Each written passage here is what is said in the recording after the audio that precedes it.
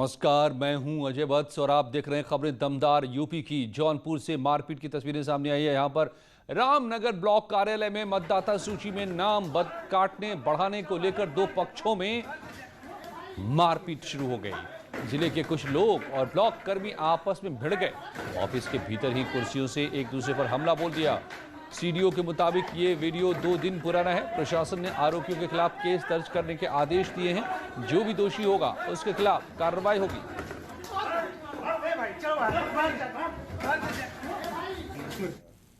पंचायत निर्वाचन को लेकर इसमें कुछ मामला प्रतीत होता है, परंतु इसकी विस्तृत जांच की आवश्यकता है, जिसके बाद ही स्पष्ट हो पाएगा कि एक्चुअल स्थिति क्या है।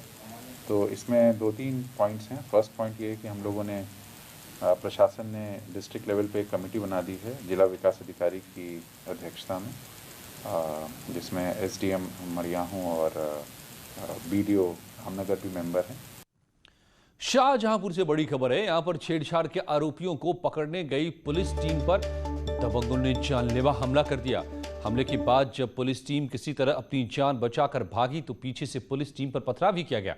मारपीट का एक वीडियो सामने आया है जो देख रहे हैं आप। इस हमले में दारोगा और सिपाही को चोटें आई हैं। पुलिस पर हमला करने वाले शकुन, विनोद और मोनू सहित 5 लोगों को अब गिरफ्तार कर लिया गया है। एसपी के मुताबिक पुलिस ने आरोपियों को जेल भेज दिया है और नाबालिग लड़की के पिता की तहरीर पर छेड़खानी का मुकदमा भी दर्ज कर लिया है। कस्बा कलान में जो है जागरण हो रहा था, तो जागरण में जो है पड़ोस के कुछ लड़के थे, उन्होंने छोटे बच्चों के साथ में छेड़छाड़ कर दी थी। वो लोग सूचना देना है, सूचना पर मैं मौके पे गया तो उन लोगों ने जो है पब्लिक उन्हें घेरे हुए थी और वहाँ पे मारपिटाई हो रही थी। मैं मौके पे गया, मौके पे जाने के बाद जो है पुलिस गई, पुलिस से भी हमलावर हो गए थे पूरे हम, जिसमें मेरी कमर में कुछ चोट आई, कुछ 1-2 पुलिस वालों को हो चुका है। आज वो तस्वीर साफ हो गई जिसका इंतजार प्रदेश के छोटे कस्बों और गांवों को होता है, क्योंकि पंचायत चुनावों का ऐलान हो गया है। मतलब साफ है कि अब गांव और कस्बों में सियासत की नई बिसात बिछने लगी है।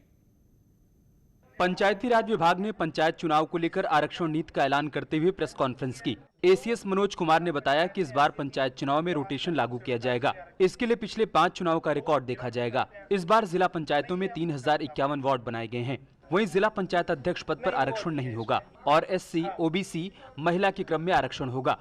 उन्होंने कहा कि जो पद पहले आरक्षित नहीं था उन्हें वरीयता दी जाएगी। इसके लिए 20 फरवरी तक प्रस्ताव तैयार किया जाएगा।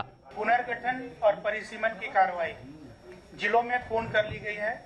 उसके बाद का ये जो चरण है ये आरक्षण का है। इसमें जिला पंचायत अध्यक्ष और जिला पंचायत के जो वार्ड मेंबर्स हैं उनका, क्षेत्र पंचायत के प्रमुख, क्षेत्र पंचायत के सदस्य, ग्राम प्रधान और ग्राम पंचायतों के सदस्य, सभी के सीटों का निर्धारण किया जा चुका है। निदेशालय स्तर पर जिला पंचायत राज अधिकारी और प्रमुख अधिकारियों का प्रशिक्षण 16 फरवरी से 17 फरवरी तक होगा। वहीं जिले स्तर पर विकासखंड स्तरीय अधिकारियों का प्रशिक्षण 18 फरवरी से 19 फरवरी तक होगा। तो पंचायत चुनावों की एक तरफ तस्वीर साफ हुई तो दूसरी तरफ बीडीसी की हत्या की तस्वीर सामने आ गई। आजमगढ़ के जीयनपुर कोतवाली में बीडीसी की गोली मारकर हत्या करने से हड़कंप मच गया। खबर है कि बाइक सवार बदमाशों ने इस वारदात को अंजाम दिया है और फरार हो गए। इस वारदात को तब अंजाम दिया गया जब बीडीसी चुनावों को लेकर तैयारियां चल रही हैं। प्रत्याशी अपना दमखम दिखाने की कोशिश कर रहे हैं, लेकिन उससे पहले बीडीसी की हत्या होने से इलाके में हड़कंप मचा हुआ है। बनकट में कुछ व्यक्तिगत काम से गए थे, जो लौट रहे थे तो उनके साथ ये हादसा हुआ है। प्रथम दृष्टया ये कोई व्यक्तिगत रंजिश का मामला लगता है। इस संबंध में पूछताछ की जा रही है और जल्दी इस केस का अनावरण किया जाएगा। फिलहाल कानून व्यवस्था की कोई स्थिति नहीं है। सरकार क्राइम कंट्रोल करने की कोशिश लगातार करने में जुटी हुई है। अपराधियों को ठिकाने लगाने का सिलसिला भी लगातार चल रहा है। कासगंज में एक सिपाही की हत्या के मामले में पुलिस को एक और बड़ी कामयाबी मिली है। पुलिस ने घटना में शामिल मुख्य आरोपी के एक साथी नवाब को भी गिरफ्तार कर लिया है। आरोपी नवाब शातिर बदमाशों की लिस्ट में शामिल रहा है, जो घटना के मुख्य आरोपी मोती के साथ अवैध शराब का कारोबार करता है और उसके अन्य अवैध धंधों में भी उसका हाथ बटाता था। फिलहाल पुलिस नवाब से अब पूछताछ कर मुख्य आरोपी मोती तक पहुंचने की कोशिश में जुटी है, क्योंकि सिपाही हत्याकांड के बाद से आरोपी फरार चल रहा है।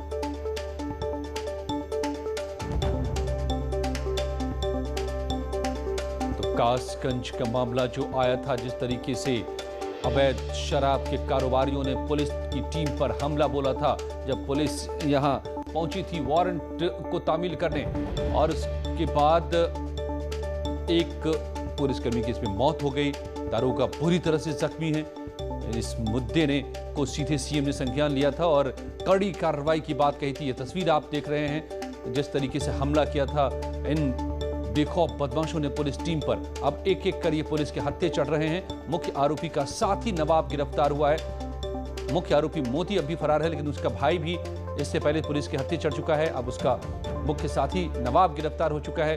तो उम्मीद ये की जा रही है कि नवाब की निशानदेही पर मुख्य आरोपी मोती तक भी पुलिस पहुंच पाएगी।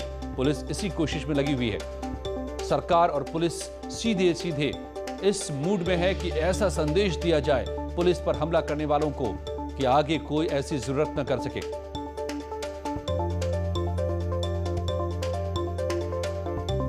जनपद कासगंज के थाना सिड़परा क्षेत्र के गांव नगला धीमर में सिपाही की पीट पीट कर हत्या करने के मामले में पुलिस को बड़ी सफलता हाथ लगी है, जहां पुलिस ने एक आरोपी को गिरफ्तार किया है, जिसका नाम नवाब बताया जा रहा है।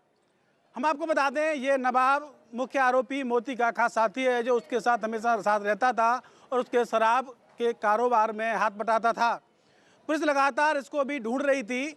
बताया ये भी जाता है कि ये घटना के समय मौजूद था और इसने भी सिपाही की पीट पीट कर हत्या की थी। अब देखना होगा कि पुलिस मुख्य आरोपी मोती को कब तक पकड़ पाती है। अजय शर्मा, न्यूज़ 18, कासगंज। और झांसी से बड़ी खबर है, यहां पर मेडिकल कॉलेज के कर्मचारियों की गुंडागर्दी का एक वीडियो सामने आया है। 108 एम्बुलेंस के कर्मचारी के साथ कुछ मेडिकल कर्मचारियों ने मारपीट की, ये तस्वीरें सामने आई हैं। पुलिस ने इस केस में अभी तक कोई मामला दर्ज नहीं किया है। झांसी के नवाबाद थाना इलाके के मेडिकल कॉलेज का ये मामला।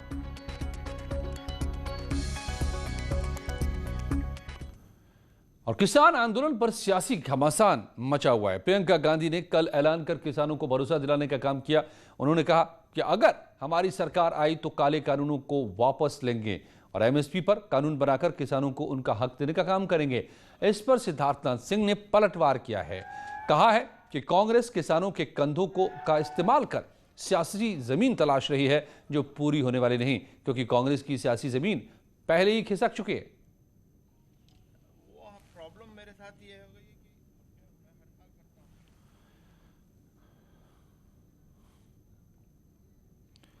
और सहारनपुर में किसानों की महापंचायत को संबोधित करते हुए प्रियंका गांधी ने बड़ा ऐलान किया था। और क्या कहा था? कहा था कि किसानों के इस काले कानून को उनकी सरकार, कांग्रेस की सरकार आएगी तो उसे वो वापस करेंगे और एमएसपी की गारंटी का कानून भी बनाने का काम करेगी कांग्रेस। की सरकार कॉन्ट्रैक्ट फार्मिंग करती है और कॉन्ट्रैक्ट फार्मिंग में एक प्राविधान है कि आप किसान ने कहीं भुगतान या उत्पाद जल्दी समय से नहीं दिया तो आपके ऊपर जुर्माना लगेगा या आपको जेल भी होगी। ऐसा क्यों काला कानून आपने बनाया हुआ है? इसके बारे में क्या प्रियंका और राहुल गांधी को बोलना है? तो इन चीजों को पहले जवाब दें और फिर हमसे प्रश्न पूछें। और दूसरी तरफ जब तक ये जवाब नहीं देते, किसानों को भ्रमित करने का इनको अधिकार नहीं है। देखिए, कांग्रेस की जमीन बहुत पहले ही खो चुके हैं उत्तर प्रदेश में और पूरे देश में भी एक प्रकार से, और इसलिए वो प्रयास कर रहे हैं कि किसानों के कंधों से वो अपनी जमीन ढूंढ लें। मगर ऐसा होता नहीं है। जब मेहनत करते हैं तो जमीन मिलती है, फसल पैदा होती है, मगर आप किसी कंधे में और भ्रमित करके उनको करेंगे तो पोल तो खुलेगी आपकी। तो जिस बयान पर यह सिद्धार्थनाथ सिंह का पलटवार था, प्रियंका गांधी के उस बयान को भी सुनिए। ये आपके अस्तित्व का आंदोलन है, ये आपकी जमीन का आंदोलन है। एक भी कदम पीछे मत हटिए, हम आपके साथ खड़े हैं, आपके साथ लड़ेंगे। जब तक ये कानून रद्द नहीं होंगे तब तक हम पीछे नहीं हटेंगे। आपको मालूम है कि कांग्रेस के सरकार के समय आपके लिए क्या क्या किया गया था। अगर कांग्रेस की सरकार आएगी तो ये कानून रद्द किए जाएंगे, आपको न्यूनतम समर्थन मूल्य मिलेगा, आपकी मदद के लिए कानून बनेंगे, आपको पीसने के लिए नहीं बनेंगे। और मौनी अमावस्या के मौके पर आज सबकी नजरें उन जगहों पर थी जहां श्रद्धालुओं का रेला उमड़ता है। न्यूज 18 ने इन सभी जगहों पर दिन भर कवरेज कर अपने दर्शकों के बीच सभी तस्वीरें पहुंचाने की कोशिश की है। आइए आपको दिखा रहे हैं 4 तस्वीरें। मौनी अमावस्या के स्नान के महत्व को समझिए कि कितने लोग श्रद्धालु उमड़ते हैं यहाँ पर। आप देखिए कि लोग संगम का तट हो या फिर नदियां आसपास की जहां भी हो, गंगा जल चढ़ाने आते हैं लोग। तस्वीरें आपके सामने प्रयागराज, वाराणसी, अयोध्या और हरिद्वार की हैं जहां श्रद्धालुओं की अच्छी खासी भीड़ दिखाई दे रही है। और इस बीच संगम तट पर आज सियासत भी दिखाई दी। किसी की आस्था और उनके विश्वास पर सवाल उठाना हमारा मकसद कतई नहीं है, मगर संगम तट की बहती धाराओं के बीच सियासत ने एक नई धारा आज बना दी। तस्वीरों के साथ कई सियासी मायने निकाल रहे हैं। पहली खबर तो ये कि संगम तट पर आए लाखों श्रद्धालुओं पर योगी प्रशासन की ओर से पुष्प वर्षा हुई, फूल बरसाए गए। तो दूसरी खबर यह है कि इस पर समाजवादी पार्टी को ऐतराज हुआ और कहा कि किसानों पर भी न्याय की पुष्प वर्षा हो जाता तो अच्छा होता। तीसरी तस्वीर यह है कि कांग्रेस का प्रियंका प्लान बीजेपी को टक्कर देने का है, क्योंकि तीसरी तस्वीरों से साफ है कि कांग्रेस सॉफ्ट हिंदुत्व को लेकर यूपी में किस तरह उतरने वाली है। तो सवाल यही है कि क्या समाजवादी पार्टी को चंदा पर भी ऐतराज, पुष्प वर्षा पर भी ऐतराज, लेकिन आप प्रियंका को देखिए, वो हर मौके पर हिंदुत्व को साधती नजर आ रही हैं। तो कौन सा ये रास्ता निकलेगा 2022 का? आज महाबहस रात 8 बजे इसी पर है। मगर मौनी अमावस्या के दिन तीर्थराज प्रयाग में संगम तट पर किस तरह श्रद्धालु उमड़े, डुबकी लगाई, ये तस्वीरें भी देखने लायक हैं। हेलीकॉप्टर से फूलों की वर्षा हो रही है, ये जो आप देख रहे हैं। इसी पुष्प वर्षा पर राजनीति भी शुरू हुई, लेकिन लोगों ने जबरदस्त सराहना भी की। श्रद्धालुओं को ये अच्छा लगा कि सरकार उनके सम्मान में यहाँ सामने आ रही है, फूल बरसा रही है। नीचे लाखों श्रद्धालु स्नान कर रहे हैं और ऊपर से हेलीकॉप्टर से फूल बरसाए जा रहे हैं। ये संगम की तस्वीर। फूलों की वर्षा हुई। योगी जी ने बहुत ही कुछ डेवलप किया और बहुत ही अच्छा है। योगी जी ने फूल बरसाए हैं, तो बहुत लोग आए हैं यहाँ पर स्नान करने, तो वो हम बहुत खुश हैं यहाँ पर। योगी जी को धन्यवाद कहना चाहते हैं। उनकी बहुत ही कृपा रही और उन्होंने हमारे ऊपर फूल बरसाए हैं, उनको हम बहुत धन्यवाद।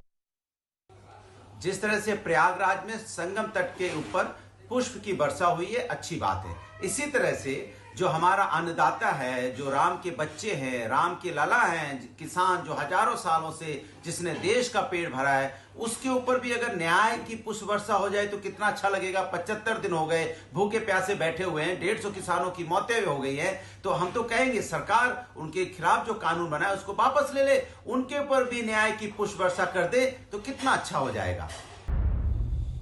ऊर्जा मंत्री श्रीकांत शर्मा ने एसीएस ऊर्जा और अधिकारियों को सख्त निर्देश दिए हैं। ऊर्जा मंत्री ने सभी डिस्कॉम्स को उपभोक्ता सेवाओं, इंफ्रास्ट्रक्चर सुधारों और राजस्व संग्रह को लेकर 100 दिन का टास्क दिया है। श्रीकांत शर्मा ने निर्देश दिया है कि झटपट पोर्टल पर उपभोक्ताओं को सभी सुविधाएं मिलनी चाहिए, ताकि छोटे छोटे काम के लिए उपभोक्ताओं को बिजली घर न आना पड़े।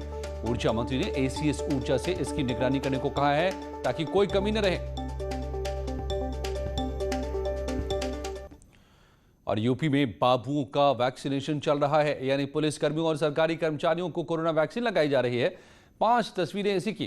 कानपुर, शाहजहांपुर, आगरा, आजमगढ़, इटावा की ये तस्वीरें हैं, जहां पुलिस कर्मियों और कलेक्ट्रेट कर्मचारियों को वैक्सीन लगाई गई। मुरादाबाद से बड़ी खबर है। यहां पर स्टेशन रोड पर राम रतन इंटर कॉलेज के पास 2 छात्र गुटों में विवाद हो गया। इस विवाद के दौरान कुछ छात्रों पर आरोप है कि उन्होंने कई राउंड फायरिंग कर दहशत फैलाने की कोशिश की। बताया जा रहा है कि क्रिकेट को लेकर विवाद हुआ था, जिसके बाद दोनों छात्र गुट आमने सामने आ गए। सूचना पर पुलिस पहुंची तो आरोपी छात्र मौके से फरार हो गए। फिलहाल पुलिस ने एक छात्र को हिरासत में ले लिया है और बाइक को जब्त कर लिया है।